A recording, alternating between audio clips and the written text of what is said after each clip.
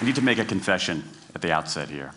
A little over 20 years ago, I did something that I regret, something that I'm not particularly proud of, something that in many ways I wish no one would ever know, but that here I feel kind of obliged to reveal. In the late 1980s, in a moment of youthful indiscretion, I went to law school. Now,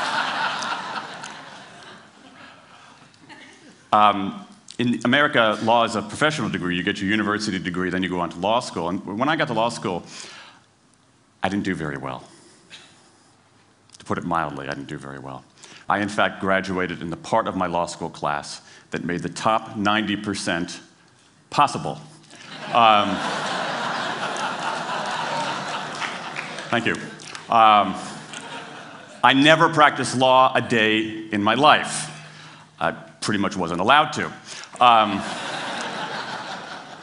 But today, against my better judgment, against the advice of my own wife, I want to try to dust off some of those legal skills, what's left of those legal skills. I don't want to tell you a story. I want to make a case. I want to make a hard-headed, evidence-based, dare I say lawyerly case for rethinking how we run our businesses. So, ladies and gentlemen of the jury, take a look at this.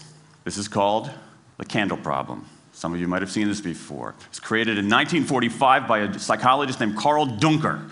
Carl Duncker created this experiment that's used in a whole variety of experiments in behavioral science. And here's how it works. Suppose I'm the experimenter. I bring you into a room. I give you a candle, some thumbtacks, and some matches. And I say to you, your job is to attach the candle to the wall so the wax doesn't drip onto the table. Now, what would you do? Many people begin trying to thumbtack the candle to the wall. Doesn't work. Some people, and I saw somebody kind of make the motion over here, some people have a great idea where they light the match, melt the side of the candle, try to adhere it to the wall. It's an awesome idea. Doesn't work. And eventually, after 5 or 10 minutes, most people figure out the solution, which you can see here. The key is to overcome what's called functional fixedness. You look at that box and you see it only as a receptacle for the tacks, but it can also have this other function as a platform for the candle. The candle problem. Now, I want to tell you about an experiment using the candle problem done by a scientist named Sam Glucksberg, who's now at Princeton University in the US. This shows the power of incentives. Here's what he did. He gathered his participants and he said, I'm going to time you how quickly you can solve this problem. To one group, he said, I'm going to time you to establish norms, averages, for how long it typically takes someone to solve this sort of problem. To the second group, he offered rewards. He said, if you're in the top 25% of the fastest times, you get $5. If you're the fastest of everyone we're testing here today, you get $20. Okay, now this is several years ago, adjusted for inflation. It's a decent sum of money for a few minutes of work. Okay, it's a nice motivator. Question, how much faster did this group solve the problem? Answer, it took them on average 3.5 minutes longer. 3.5 minutes longer. Now this makes no sense, right? I mean, I'm an American, I believe in free markets, that's not how it's supposed to work, right? If you want people to perform better, you reward them, right? Bonuses, commissions, their own reality show, incentivize them. That's how business works, but that's not happening here. You've got an incentive designed to sharpen thinking and accelerate creativity, and it does just the opposite. It dulls thinking and blocks creativity. And what's interesting about this experiment is that it's not an aberration. This has been replicated over and over and over again for nearly 40 years. These contingent motivators. If you do this, then you get that. Work in some circumstances, but for a lot of tasks, they actually either don't work or often they do harm. This is one of the most robust findings in social science and also one of the most ignored. I spent the last couple of years looking at the science of human motivation, particularly the dynamics of extrinsic motivators and intrinsic motivators. And I'm telling you, it's not even close. If you look at the science, there is a mismatch between what science knows and what business does. And what's alarming here is that our business operating system, think of the set of assumptions and protocols beneath our businesses, how we motivate people, how we apply our human resources. It's built entirely around these extrinsic motivators, around carrots and sticks. That's actually fine for many kinds of 20th century tasks. But for 21st century tasks, that mechanistic reward and punishment approach doesn't work, often doesn't work, and often does harm. Let me show you what I mean. So Glucksberg did another experiment similar to this, where he presented the problem in a slightly different way, like this up here. Okay? Attach the candle to the wall so the wax doesn't drip onto the table. Same deal. You were timing for norms. You were incentivizing. What happened this time? This time, the incentivized group kicked the other group's butt. Why? Because when the tacks are out of the box, it's pretty easy, isn't it? If-then rewards work really well for those sorts of tasks, where there's a simple set of rules and a clear destination to go to. Rewards, by their very nature, narrow our focus, concentrate the mind. That's why they work in so many cases. And so for tasks like this, a narrowed focus where you just see the goal right there, zoom straight ahead to it, they work really well. But for the real candle problem, you don't want to be looking like this. The solution's not over here. The solution's on the periphery. You want to be looking around. That reward actually narrows our focus and restricts our possibility. Let me tell you why this is so important. In Western Europe, in many parts of Asia, in North America, in Australia, white-collar workers are doing less of this kind of work and more of this kind of work. That routine, rule-based, left-brain work, certain kinds of accounting, certain kinds of financial analysis, certain kinds of computer programming, has become fairly easy to outsource, fairly easy to automate. Software can do it faster. Low-cost providers around the world can do it cheaper. So what really matters are the more right-brain, creative, conceptual kinds of abilities. Think about your own work. Think about your own work. Are the problems that you face, or even the problems we've been talking about here, are those kinds of problems, do they have a clear set of rules and a single solution? No. The rules are mystifying. The solution, if it exists at all, is surprising and non-obvious. Everybody in this room is dealing with their own version of the candle problem. And for candle problems of any kind, in any field, those if-then rewards, the things around which we've built so many of our businesses, don't work. Now, I mean, it makes me crazy. And this is not, here's the thing, this is not a feeling, okay? I'm a lawyer, I don't believe in feelings. This is not a philosophy. I'm an American, I don't believe in philosophy. This is a fact, or as we say in my hometown of Washington, D.C., a true fact. Let me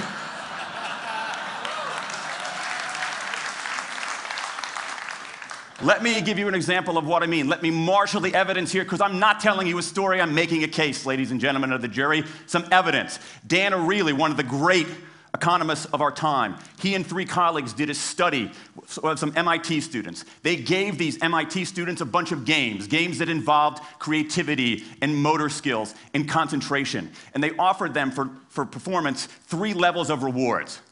Small reward, medium reward, large reward. Okay? Do really well, you get the large reward, on down. What happened? As long as the task involved only mechanical skill, bonuses worked as they would be expected. The higher the pay, the better the performance. Okay? But once the task called for even rudimentary cognitive skill, a larger reward led to poorer performance. Then they said, okay, let's see if there's any cultural bias here. Let's go to Madurai, India and test this. Standard of living is lower. In Madurai, a reward that's modest by North American standards is more meaningful there. Same deal. A bunch of games, 3 levels of rewards. What happens? People offered the medium level of rewards, did no better than people offered the small rewards. But this time, people offered the highest rewards. They did worst of all. In 8 of the 9 tasks we examined across 3 experiments, higher incentives led to worse performance. Is this some kind of touchy-feely socialist conspiracy going on here? No, these are economists from MIT, from Carnegie Mellon, from the University of Chicago. And do you know who sponsored this research? The Federal Reserve Bank of the United States. That's the American experience. Let's go across the pond to the London School of Economics. LSE, London School of Economics, alma mater of 11 Nobel laureates in economics. Training ground for great economic thinkers like George Soros and Friedrich Hayek and Mick Jagger. Just last month, economists at LSE looked at 51 studies of pay-for-performance plans inside of companies. Here's what the economists there said. We find that financial incentives can result in a negative impact on overall performance. There's a mismatch between what science knows and what business does. And what worries me as we stand here in the rubble of the economic collapse is that too many organizations are making their decisions, their policies about talent and people, based on assumptions that are outdated, unexamined, and rooted more in folklore than in science. And if we really want to get out of this economic mess, and if we really want high performance on those definitional tasks of the 21st century, the solution is not to do more of the wrong things, to entice people with a sweeter carrot or threaten them with a sharper stick. We need a whole new approach.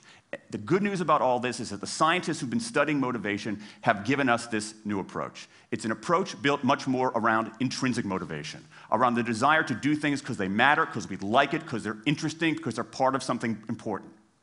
And to my mind, that new operating system for our businesses revolves around 3 elements: autonomy, mastery, and purpose.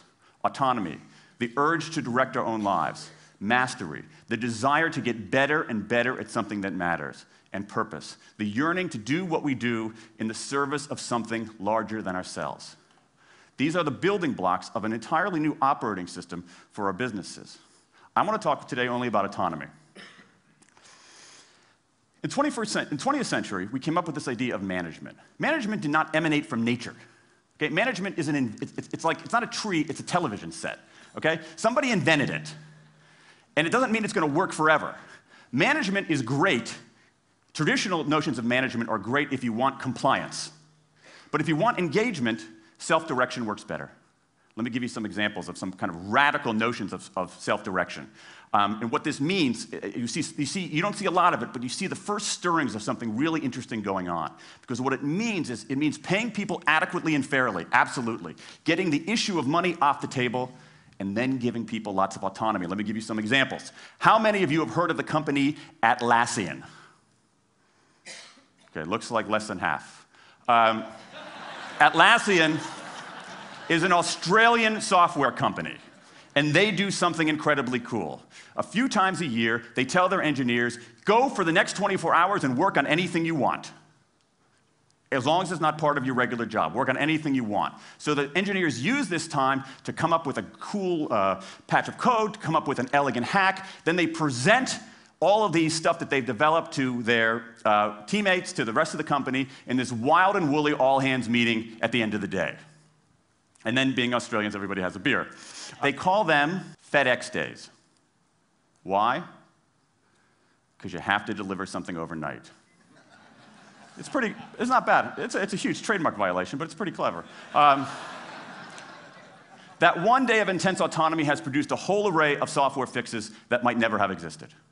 And it's worked so well that Atlassian has taken it to the next level with 20% time, done famously at Google, where engineers can spend 20% of their time working on anything they want. They have autonomy over their time, their task, their team, their technique. Okay? Radical amounts of autonomy. And at Google, as many of you know, about half of the new products in a typical year are birthed during that 20% time. Things like Gmail, Orchid, Google News. Let me give you an even more radical example of it.